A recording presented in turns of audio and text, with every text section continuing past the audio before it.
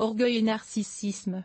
À première vue, il s'agit de concepts identiques. En réalité, ils sont très différents l'un de l'autre. La différence ne réside pas seulement dans les symptômes, mais aussi dans la manière dont ces qualités affectent la vie de la personne elle-même et de son entourage. Examinons la question plus en détail. Y a-t-il une différence entre l'orgueil et le narcissisme? L'orgueil et l'amour-propre sont des concepts complètement différents qui ne sont pas des jancailles. Non, ils sont tous deux associés à des attitudes envers soi-même. Cependant, c'est peut-être la seule chose qui les relie. Qu'est-ce que la fierté?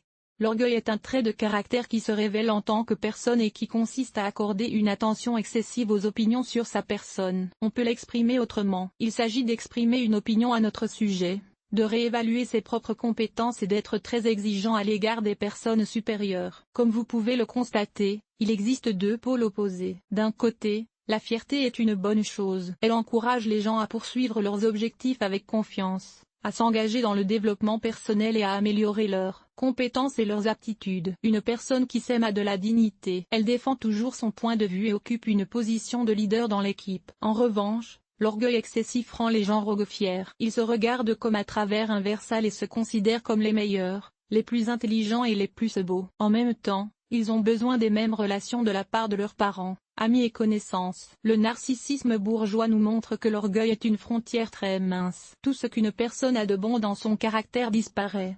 La différence entre le bien et le mal disparaît. Par conséquent, il reste avec lui. Il est vrai qu'il est désagréable de communiquer avec une personne qui parle constamment d'elle-même et qui exige que vous chantiez ses louanges. Qu'est-ce que l'amour de soi? L'amour de soi est une qualité qui incite une personne à ne s'intéresser qu'à elle-même, à son plaisir, à son confort, etc. De plus, cela s'applique à tous les domaines de la vie, y compris la santé émotionnelle et psychologique. Une personne égoïste ne vous demandera jamais votre avis et ignorera certainement non seulement vos demandes, mais aussi les promesses qui vous ont été faites. Il ne se soucie pas de vos préférences. Et bien sûr, son mot préféré est « je ». L'amour de soi est considéré comme synonyme d'égoïsme. Personne n'aime les personnes égoïstes ou intéressées. Vous n'avez pas envie de communiquer avec quelqu'un qui ne parle que de lui et qui ne vous utilise que comme sujet de conversation. Les principaux compagnons de l'égoïsme sont l'indifférence et l'arrogance. Exemple de narcissisme.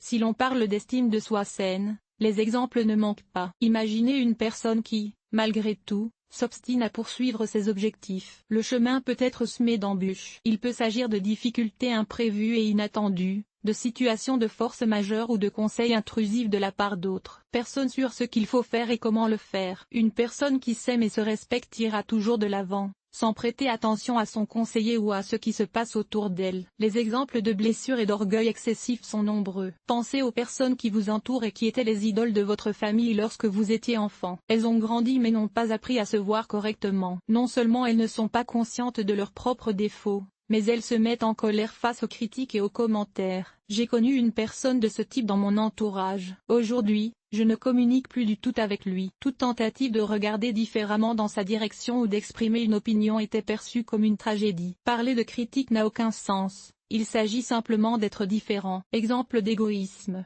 Les manifestations de l'égoïsme et de l'intérêt personnel remontent à l'exemple de l'Allemagne nazie pendant la Seconde Guerre mondiale. Dirigée par Hitler, les Allemands voulaient conquérir le monde entier. En même temps, ils se considéraient comme la race suprême, dont les représentants avaient le droit non seulement d'humilier les autres, mais aussi de leur ôter la vie. Rappelez-vous le nombre d'expériences inhumaines menées dans les camps de concentration. L'amour de soi peut apparaître dès la petite enfance. Peut-être aviez-vous un ami qui gardait toujours tous les jouets pour lui et ne laissait jamais les autres enfants s'approcher de ses jouets. À l'âge adulte, ce trait de personnalité devient plus prononcé, par exemple dans les activités professionnelles. Supposons que deux collègues se voient confier un même projet. En fonction des résultats de leur travail, l'un d'eux obtient une augmentation de salaire ou une promotion. Une personne égoïste fera tout ce qu'il faut pour gagner. En outre, il n'utilise pas toujours des méthodes honnêtes. L'humiliation, les ragots, la médisance, tout est permis. Y a-t-il donc une différence entre l'égoïsme et l'égocentrisme? Oui, et très sérieusement.